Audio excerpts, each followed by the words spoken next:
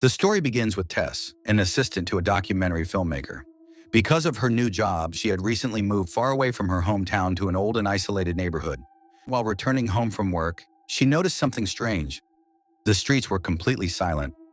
Suddenly, an old man started running toward her at full speed. Terrified, Tess thought some psycho was chasing her. She quickly entered the house password, rushed inside, and locked the door immediately. But the creepy part was that the old man just stood outside, repeating the same warning over and over again. "Get out of there. This house isn't safe." Tess assumed the man was insane, so she called the landlord right away. But he casually told her not to pay attention to him because the old man wandered around the neighborhood all the time. Then he simply hung up. Now Tess was completely alone, and the atmosphere inside the house started feeling even creepier. A little later, when she went to the bathroom, she realized the toilet paper was finished. As she searched around the house, she suddenly discovered a hidden basement beneath the floor. Nervously, she went downstairs. She found some toilet paper there, but the moment she tried to come back up, the basement door suddenly slammed shut on its own. She used all her strength to open it, but it wouldn't budge. Her fear quickly turned into full panic. At first, she thought maybe the wind had caused the door to close, so she sat on the stairs waiting for someone to arrive.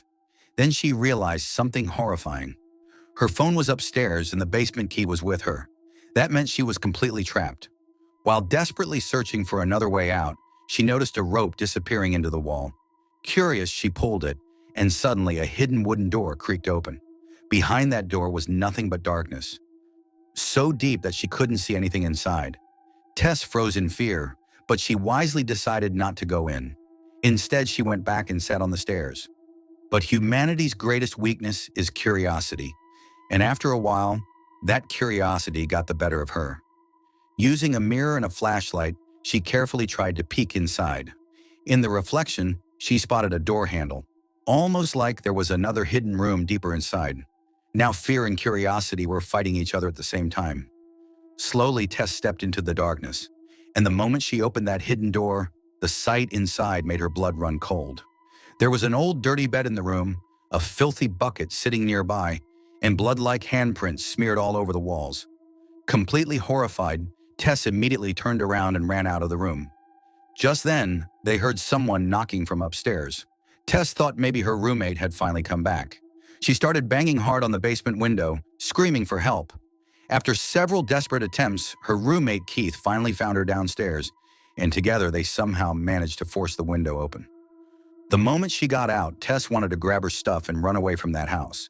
But Keith became fixated on the secret room. He said, "I need to see what's inside."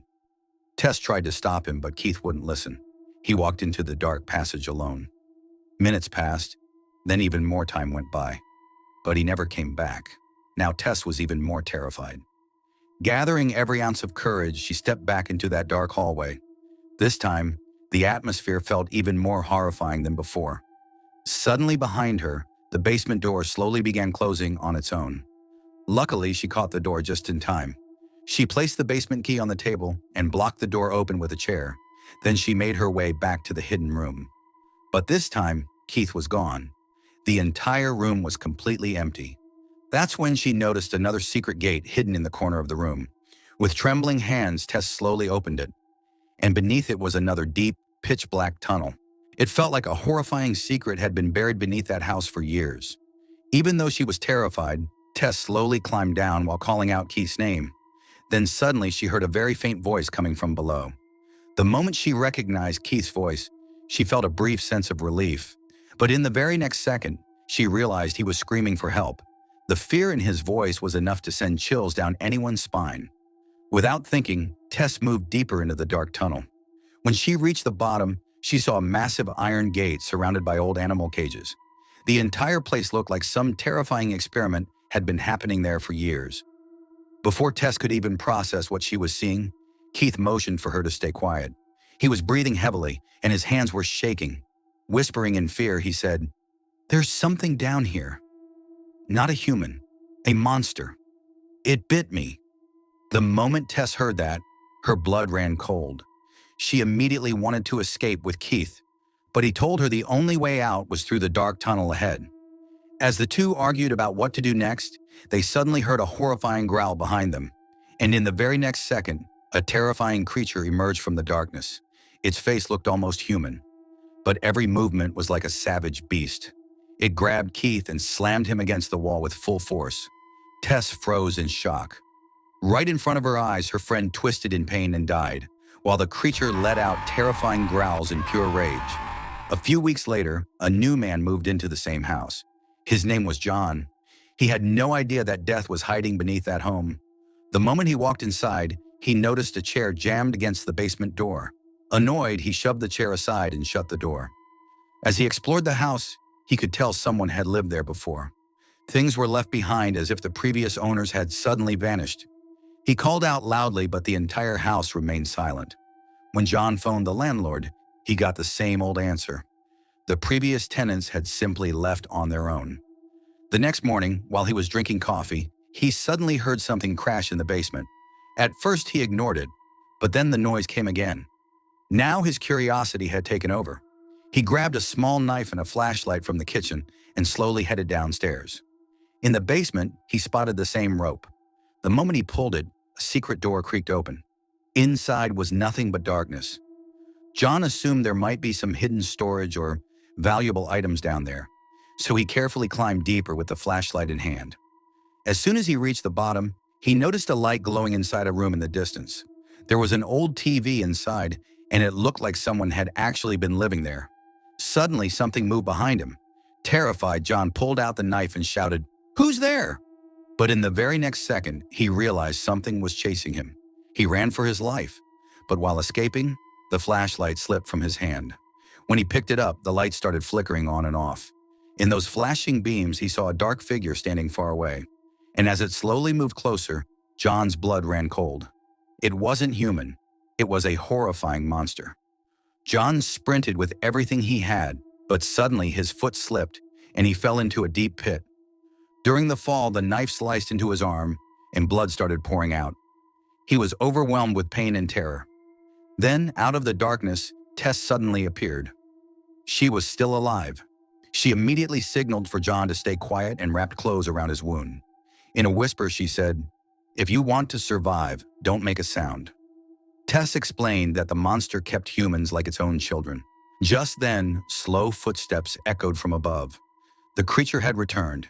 In its hand was an old milk bottle that slowly lowered down toward them. Panicking, Tess whispered, "Drink it quickly, or it'll get angry." But the second John saw the filthy, rotten-smelling bottle, he backed away in disgust. When the monster noticed that John wasn't drinking the milk, it slowly pushed the bottle closer to Tess. John had no choice but to drink it, because she knew refusing could mean death. Then the creature held the bottle out to John again, but this time the anger in it was impossible to miss. Suddenly, the iron cage hanging above burst open, and the monster jumped straight down. John froze in terror. In the very next moment, the creature grabbed him and slammed him hard against the wall. John couldn't even scream before the monster dragged him back into the same room. There it started force-feeding him a disgusting milk-like substance. Watching all of this made Tess feel sick to her stomach, but she finally had her chance. Slowly and carefully, she began climbing out of the pit. Just as Tess reached the top, her foot accidentally hit John's measuring tape. The tape crashed onto the floor, and the sound echoed through the entire tunnel. The monster instantly became alert. Tess realized that if she stayed even one more second, she was dead. She ran with everything she had and somehow made it back to the basement, but the door there had jammed shut from the inside. Panicking, she opened a nearby broken glass window and squeezed herself outside. Luckily, the same mysterious old man, Andre, who had warned her earlier, was standing outside. He quickly pulled Tess to safety. Behind them, the monster also tried crawling out of the tunnel, but the moment it saw the light, it retreated back into the darkness. Andre nervously said, "That thing comes out at night to hunt. If you want to survive, you need to leave right now." But Tess was still determined to save John. Meanwhile, John finally found an opportunity to escape. As he ran through the dark tunnel, he noticed an old bell connected to electrical wires on the wall. He thought it might lead to a way out, so he followed that direction. Suddenly, he heard a horrifying scream behind him. He turned around and saw the monster charging toward him at full speed. Fear completely paralyzed his body, but strangely, the creature suddenly stopped halfway and disappeared back into the darkness. John immediately opened the door in front of him and rushed inside. On the other side, Tess had somehow made it to a nearby gas station. There, she called the police and told them the entire story. The police even went back to the house with her, but the basement door wouldn't open. After seeing the broken window and Tess's terrified condition, they assumed she was mentally unstable. They didn't believe a single word she said and eventually left her there alone. By now, night had completely fallen. With no other choice, Tess went back into the house once again. Meanwhile, the room John had entered was filled with garbage, a horrible smell, and decay everywhere. Then he noticed an old girl's dress lying nearby. As he moved closer, he discovered an old man lying silently on the bed. John started questioning him, but the man didn't respond at all, almost as if he had been living in fear for years. Looking around the room, John noticed old televisions and stacks of videotapes. Suspicious, he played one of the tapes, and what he saw completely shocked him. The tapes contained horrifying recordings of the monster torturing people. At that moment, John realized this nightmare had been going on for years. Furious, he started yelling at the old man, calling him the monster's partner. But then the old man suddenly pulled out a gun from the drawer. John stepped back in fear, thinking the man was about to kill him. But in the very next moment, the old man turned the gun on himself and shot himself right in front of John. Seeing this, John was completely shocked. Outside, Tess had already made up her mind that she would not leave until that monster was dead. The moment the creature stepped out of the darkness, Tess slammed the gas pedal and drove the car straight into it at full speed. After the brutal impact, the monster crashed onto the road and stopped moving for a few moments. Tess immediately jumped out of the car and ran inside to find John. At the same time, John was coming out with the old man's gun in his hand. In the dark tunnel, he suddenly saw the beam of a flashlight. Panicking, he pulled the trigger. The bullet hit Tess, but luckily it wasn't fatal. John rushed to her side and together they tried to escape. But when they finally reached the main gate, they froze in terror. The monster's dead body was gone, and so was John's car. That meant the creature was still alive. Injured and terrified, the two supported each other as they slowly moved toward a faint light in the distance. On the way, they ran into Andre again, who hid them inside his broken-down hideout. But now only one question kept spinning in John's mind. Who is that monster? And how did all of this start? John asked Andre what that thing really was. Andre explained that the creature wasn't born a monster. Long ago, she had been a normal woman living in that place with her husband for nearly 40 years. But over time, she slowly turned into something else entirely. Hearing that made the atmosphere even more horrifying. John looked at Tess and realized she had lost a huge amount of blood from the gunshot wound. Panicking, he asked how they could get help and escape from there. Andre revealed that he himself had been hiding in that area for the last 15 years. According to him, going outside at night was basically a death sentence.